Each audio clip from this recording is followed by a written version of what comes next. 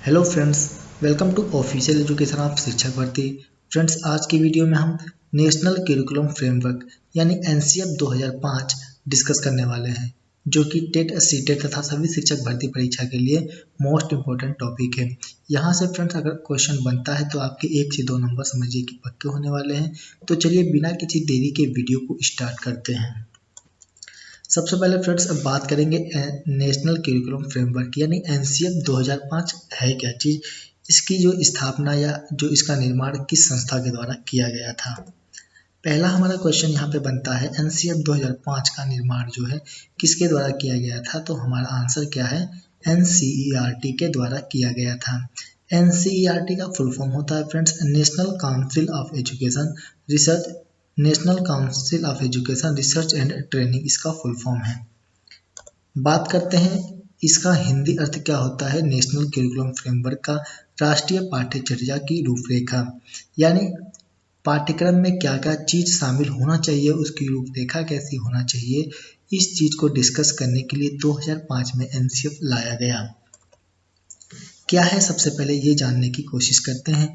ये जो है शिक्षा के क्षेत्र में प्रमुख दस्तावेज, यानी शिक्षा के क्षेत्र में प्रमुख दस्तावेज का मतलब होता है बालक के सर्वांगीण विकास के लिए पाठ्यक्रम किस प्रकार का होना चाहिए, उसकी रूपरेखा कैसी होनी चाहिए, इसी को ध्यान में रखते हुए एनसीएफ 2005 लाया गया। इसका मुख्य उद्देश्य था बच्चों का सर्वांगीण विकास, उनकी स्कूली शिक्षा को बाहरी शिक्षा से जोड़ना, यानी बच्चों का मानसिक, शारीरिक तथा कौशल विकास हो सके और उनकी स्कूली शिक्षा को, यानी जो भी वो स्कूल में सीखते हैं, जो भी कुछ स्कूल में उनको पढ़ाया जा रहा है वो बाहरी ज्ञान से रिलेटेड होना चाहिए। यानी बच्चा जो है जो भी स्कूल में सीखता है वो किस तरह से उसका यूज अपने रियल लाइफ में करता है यानी रियल लाइफ से जोड़ने के लिए इस पर जोर दिया गया। आगे बात करते हैं एनसीएफ 2005 बालकों के सतत विकास एवं व्यापक मूल्यांकन पर बल देती है।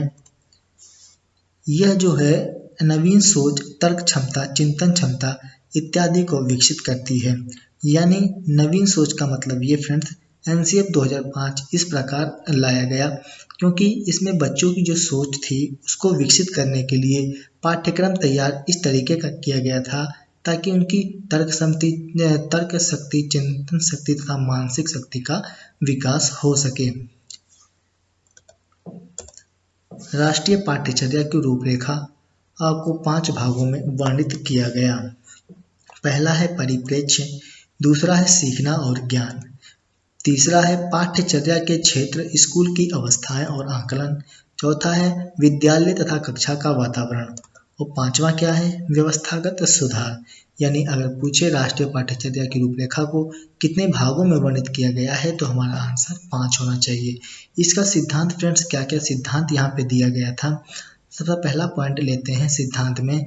सबसे पहले ये है कि स्कूल में जो भी कुछ सिखाया जा रहा है, यानी जो भी ज्ञान दिया जा रहा है उसका रिलेशन जो होता है बाहरी ज्ञान से होना चाहिए। यानी जो भी कुछ पढ़ाया जा रहा है उसको बाहरी ज्ञान से जोड़ना इसका प्रमुख उद्देश्य माना गया। रटने की प्रणाली का अंत करना, यानी विद्यार्थी जो होता है परीक्षा पास करने के लिए चीज़ों को रट के पास कर लेता है, यानी वो सीखने पे ध्यान नहीं देता है, रटने पर ध्यान देता है। इसलिए यहाँ पर रटने की प्रणाली का अंत करने का निर्णय लिया गया।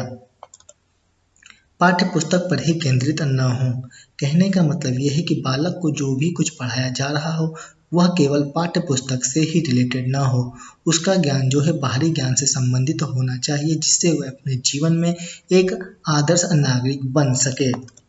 अगला पॉइंट है कक्षु गतिविधियों से जोड़ना व लचीला बनाना। राष्ट्रीय महत्व बिंदु को पाठ्यक्रम में शामिल किया जाए। एनसीएफ 2005 की रूपरेखा जो है रविंद्रनाथ टैगोर के निबंध सभ्यता व प्रगति से लिया गया है। यानी अगर ये पूछे कि जो एनसीएफ 2005 की रूपरेखा कहाँ से ली गई है तो हमारा आंसर क्या होगा, रविंद्रनाथ टैगोर के निबंध सभ्यता व प्रगति से लिया गया है। आगे देखते हैं इसकी रूपरेखा के तहत सभी भाषाओं को संविधान की 8वीं अनुसूची में अनुवादित किया गया है। एनसीएफ 2005 के अध्यक्ष के रूप में हम जिनको जानते हैं उनका नाम यशपाल जी है। यानी यशपाल जी ने एनसीएफ 2005 की अध्यक्षता की थी। इसमें क्या कहा था इन्होंने, विद्यार्थी को रटने से मुक्त कराया जाना चाहिए। बाल केंद्रित शिक्षा हो, यानी बालक को ध्यान में रखते हुए बालक की बौद्धिक, शारीरिक, मानसिक सभी शक्तियों को ध्यान में रखते हुए शिक्षा को वितरित किया जाना चाहिए, यानी बाल केंद्रित, बालकों को ध्यान में रखकर शिक्षा देनी चाहिए। शिक्षा को बाहरी ज्ञान से जोड़ा जाना चाहिए। एनसीएफ 2005 के निदेशक के रूप में हम किसको जानते हैं? कृष्ण कुमार। यानी अगर अध्यक्ष की बात आ जाए तो हमारे यशपाल जी हो जाते हैं, और अगर निदेशक की बात आ जाए, एनसीएफ 2005 के निदेशक कौन है, तो हमारा आंसर क्या हो जाएगा? कृष्ण कुमार। इसकी विशेषता क्या थी फ्रेंड्स? अब बच्चों की शिक्षा उसकी मातृभाषा में होनी चाहिए, यानी बच्चे की जो भी शिक्षा दी जाती है वो उसकी मातृभाषा में हो, क्योंकि मातृभाषा में शिक्षा देने से बच्चे सीखने में रुचि लेंगे और उनको अत्यधिक समझ आएगा। ज्ञात से अज्ञात की ओर, यानी बच्चों को पहले एग्जाम्पल दिया जाए, उसके बाद उसको आगे वाली चीज बताई जाए। मूर्त से अमूर्त की तरफ। मोटी किताबें न हो, यानी बच्चे के सामने अगर मोटी किताबें होती हैं तो वो क्या करता है, मोटी किताबों को देख के पहले ही घबराने लगता है, पढ़ने की तो दूर की बात। इसलिए किताबें ज़्यादा मोटी नहीं होनी चाहिए। शिक्षा जो होनी चाहिए तनाव मुक्त होनी चाहिए। स्वच्छ वातावरण हो, यानी जो जहाँ पे शिक्षा दी जा रही है वहाँ का वातावरण किस प्रकार का होना चाहिए? स्वच्छ वातावरण होना चाहिए, क्योंकि स्वच्छ वातावरण में ही स्वच्छ मस्तिष्क का निर्माण होता है। आगे बात करें, अभिभावकों को संदेश दिया जाए कि छोटी उम्र में निपुणता की आकांक्षा न करें। बहुत से अभिभावक होते हैं जो क्या करते हैं, बच्चों से ये अपेक्षा रख लेते हैं कि हमारा बच्चा बहुत ही निपुण हो जाएगा, लेकिन बच्चे जो होते हैं अपनी क्षमता के अनुसार चीज़ों को सीखते हैं। इसलिए छोटी उम्र में यह संदेश दिया गया है कि माँ बाप जो हैं बच्चों से अधिक निपुणता की आकांक्षा न करें। पुस्तकालय में बच्चों को स्वयं पुस्तक चुनने दें। सजा व पुरस्कार भी सीमित होना चाहिए। बालक का चहुमुखी विकास होना चाहिए। क्रिएटिव बनने का उन्हें पूरा मौका दिया जाना चाहिए। एनसीएफ 2005 का फार्मूला क्या था फ्रेंड्स? लर्निंग विदाउट बर्डन, भार विहीन शिक्षा, यानी बिना भार के जो अधिगम। इसका मोस्ट इंपॉर्टेंट पॉइंट है फ्रेंड्स, एनसीएफ 2005 का अगर फार्मूला पूछे तो भार विहीन शिक्षा यानी लर्निंग विदाउट बर्डन। एनसीएफ 2005 के प्रति दृष्टिकोण क्या है? एनसीएफ शिक्षक ज्ञान का स्रोत नहीं है। इसमें ये कहा गया है कि शिक्षक जो होता है ज्ञान का स्रोत नहीं होता है, केवल वह क्या करता है, चीज़ों को सरल तरीके से बताता है, यानी केवल सुगम करता है, यानी चीज़ों को सरल तरीके से बताता है।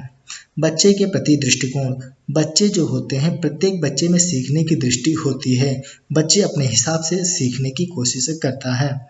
गणित के प्रति जो है दृष्टिकोण, जीवन के सभी पहलुओं से जुड़ी होती है, यह जो होती है रियल लाइफ से भी जुड़ी होती है। इससे रिलेटेड कुछ प्रश्न लेते हैं जो कि एग्जाम के लिए मोस्ट इम्पोर्टेंट है। एनसीएफ 2000 एनसीईआरटी की स्थापना कब की गई थी? एनसीईआरटी की स्थापना फ्रेंड्स कब की गई थी? तो हमारा आंसर यहाँ पे क्या होना चाहिए? एनसीईआरटी की स्थापना 1 सितंबर को की गई थी, यानी हमारा फर्स्ट आंसर यहाँ पे करेक्ट है। अगला क्वेश्चन लेते हैं, एनसीएफ की स्थापना किस संस्था के द्वारा की गई थी? एनसीएफ की स्थापना फ्रेंड्स एनसीईआरटी के national council of education research and training के द्वारा इसकी स्थापना की गई थी। एनसीएफ का पूर्ण रूप क्या है? नेशनल करिकुलम फ्रेमवर्क, यानी answer B is correct. NCF 2005 का सूत्र क्या है? भार विहीन शिक्षा, यानी learning without burden. Next question लेते हैं, एनसीएफ 2005 के निदेशक के रूप में हम किसको जानते हैं? निदेशक फ्रेंड्स हमारे कौन थे? प्रोफेसर कृष्ण कुमार। और अध्यक्ष के रूप में हम किसको जानते हैं? यशपाल जी को। तो अगला क्वेश्चन हमारा यही है, एनसीएफ 2005 के अध्यक्ष कौन है? तो हमारा आंसर को क्या हो जाएगा यहाँ पे? यशपाल जी। नेक्स्ट क्वेश्चन यहाँ पे है, निम्नलिखित में से कौन सा एक एनसीएफ 2005 का उद्देश्य नहीं है? बच्चों का सर्वांगीण विकास, उनकी स्कूली शिक्षा को बाहरी शिक्षा से जोड़ना, रटने की प्रणाली का अंत, मोटी किताबें हों, यानी मोटी किताबें नहीं होनी चाहिए। तो यहाँ पे हमारा आंसर ये गलत है, मतलब यही आंसर हमारा सही हो जाएगा। बाकी ये सब चीज़ें ऊपर बताई जा चुकी हैं। आगे बात करते हैं राष्ट्रीय पाठ्यचर्या की रूपरेखा को कितने भागों में बांटा गया है। तो फ्रेंड्स कितने भागों में, 5